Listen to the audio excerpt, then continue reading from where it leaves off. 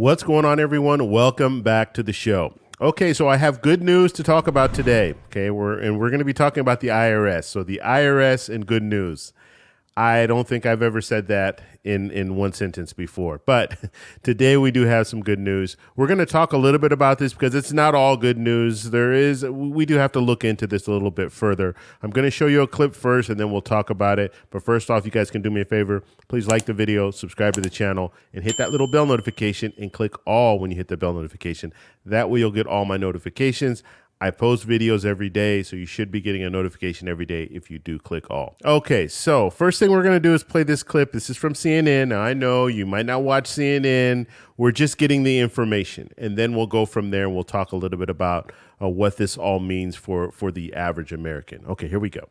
Some good news from the IRS of all places. It could mean some more money in your wallet. The IRS is adjusting the tax code for next year, which could help Americans deal with these rising prices. And CNN's Matt Egan is here to explain. Matt, walk us through these inflation adjustments. What can people expect? Well, Anna, normally these adjustments are subtle, not anymore because of high inflation. Let me show you what we mean. Check out deductions. The standard deduction up by 7%. These are the biggest increases for deductions since the cost of living adjustments were introduced in 1985. For individuals, the standard deduction was almost $13,000 in 2022. That goes up to almost $14,000, increase of $900. And for married couples, it's going up by $1,800. Now, IRS is also bumping up the income threshold for tax rates. Let me show you what I mean. If you were making $90,000 a year in 2022, you were in the 24% rate. But now, because it's all been bumped up in 2023, you're actually still going to be in the 2022. You're going to be in the 22% rate. Same story where all of the thresholds have been bumped up for joint filers. At the end of the day, this means because of high inflation, there's a bit of a silver lining. Less money to Uncle Sam, more money in your pocket. And Americans might need that extra money, Matt. Some top CEOs are warning that prices are going to keep rising. Yeah, that's right. Companies are raising prices for two reasons, right? Their costs are going up and because we're all paying the higher prices. Let me show you one example. Nestle makes Gerber baby food, Kit Kat candy bars. They just reported their best sales growth in 14 years. They raised their outlook. They actually said that if you dig into their numbers, you can see that this is the most organic growth actually came from price hikes. They didn't sell more stuff. They raised prices and they said more price hikes are coming. Similar story with Disney. Now, Disney, of course, has a lot of pricing power. It's a powerful brand. They just raised prices. It now costs almost $1,100 for one day to go to Disneyland in California. That includes parking. It does not include food or souvenirs. That is up from $988. So 10% increase, that is ahead of the rate of inflation.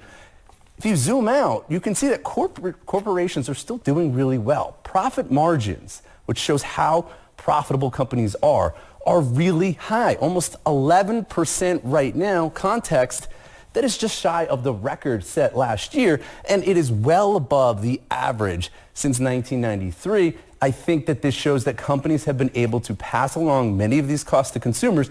Hopefully, Anna, it means that they're not going to be in a rush to cut costs by laying off workers. So if sales and demand are still so strong, why are so many CEOs warning of a recession still?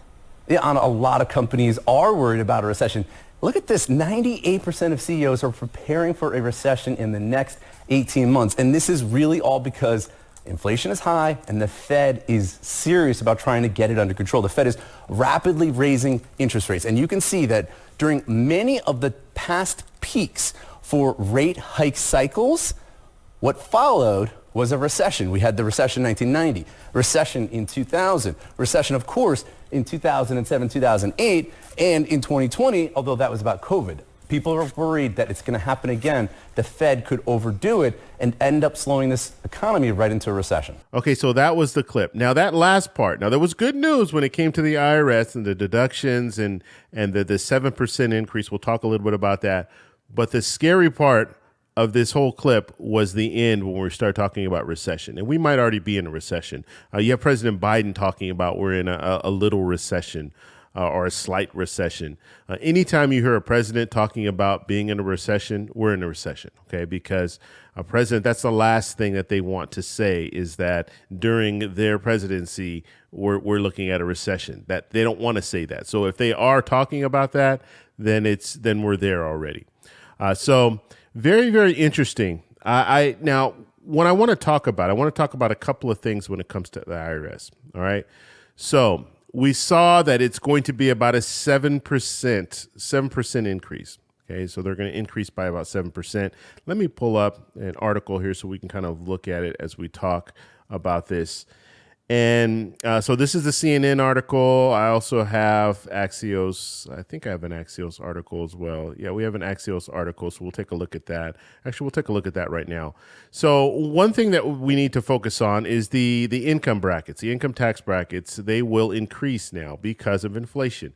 Now, the IRS, they're not increasing it at the level of COLA, the 8.7 that we were hearing about, and all the averages. They're not using that. They're just saying 7%. It's going to be about 7%. Now, the problem with that is that we're looking at inflation pretty much the whole year. We've been looking at it around 7% or over 7%. And so this increase is not enough. Okay. So, but nonetheless, the IRS is moving forward with something and they're saying, okay, we will increase it by 7%. And so what does that mean for the average person? And I think they talked a little bit about this. The reporter talked a little bit about this. And let's use the same example that the reporter used. So he was talking about this tax bracket here, the 24%.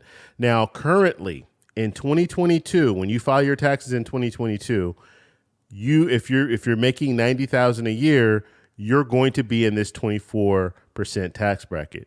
But next year in 2023, you will now be in the 22% tax bracket. And so what that means is the deductions, the money that will be coming out of your paycheck will be less because you've dropped a tax bracket, if that makes sense. Okay. So instead of 24%, and you know how things go, they take your taxes out when you get your paycheck and all that. They can take out less now because it's not going to be 24% anymore. It's going to be 22%. And so that's going to go all the way down the line. And so that's what they were trying to explain there. And then also deductions for individual, it's $900. For a couple, it's $1,800. So you have more that you can deduct now. Okay. So, and this is the standard deductions. That's what we're talking about here. So a standard deduction, it will increase. And so now you can keep a little bit more of your money when it comes to taxes. So really good news when it comes to the IRS. I just hoped that they would have moved forward with something higher than 7%, 8%, 9%. We don't know what's going to happen in the future. And you heard that talk at the very end, talking about companies and how they're making record profits and all this. And I will put out a video talking a little bit about that as well. But when it comes down to it, it's a little misleading when it comes to the profits that they're making. We'll talk. I'll do a separate video about that. Katie Porter put out a video, and I do want to talk a little bit about it.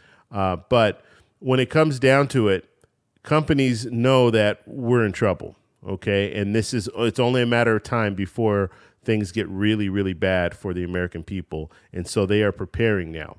And that's the bottom line. They know that recession is coming, which means that companies are going to start laying people off. People are not going to be able to buy the products that they're buying right now. And when that happens, these companies are ready to start laying people off and try to protect the company, right? So it's going to be very, very interesting, but I just wanted to let you guys know when it comes to the IRS, this is what we're looking at. It's going to be about a 7% increase when it comes to the tax brackets, and then those reductions are also at play. So the $900 and then the $1,800 for couples. And one more thing I want to talk about, and this is a side note, but just talking about Disneyland, almost $1,100 to go to Disneyland for a family to go to Disneyland. That is insane. That is insane. And I've been living in Southern California my whole life, so Disneyland is kind of like, it's not even a big deal. I haven't been to Disneyland over 30 years, and it's just amazing to me, $1,100 for a family to go to Disneyland. I don't even know how much a ticket is now. If you guys know in the comments, let me know how much a ticket is just for one person to get into Disneyland. But I would imagine now it's probably $200, $300 if we're talking about probably a family of four. I don't know what they consider a family, but I would think a family of four is probably the what they're referring to. So it's pretty. I mean, that's outrageous, the amount of money that they're charging at Disneyland. But guess what? There are always people there. Anytime I drive by that area, I avoid it because I know there's going to be a lot of traffic and a lot of people. So people are paying that price. And so as long as people continue to pay the price, and that's when we're talking about inflation, okay, we're talking about companies raising their prices. That's the bottom line. That's what it comes down to. Now, there are a lot of other factors that come into play.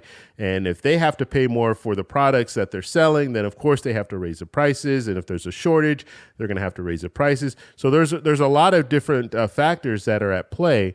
But the bottom line is when you go to a grocery store, the products cost more money, and they cost more money for a variety of different reasons. And one of the reasons is the company is saying, the grocery store is saying, we need to raise our prices, and this is why we're doing it. And so as long as people are buying those products, they're going to continue to raise the prices.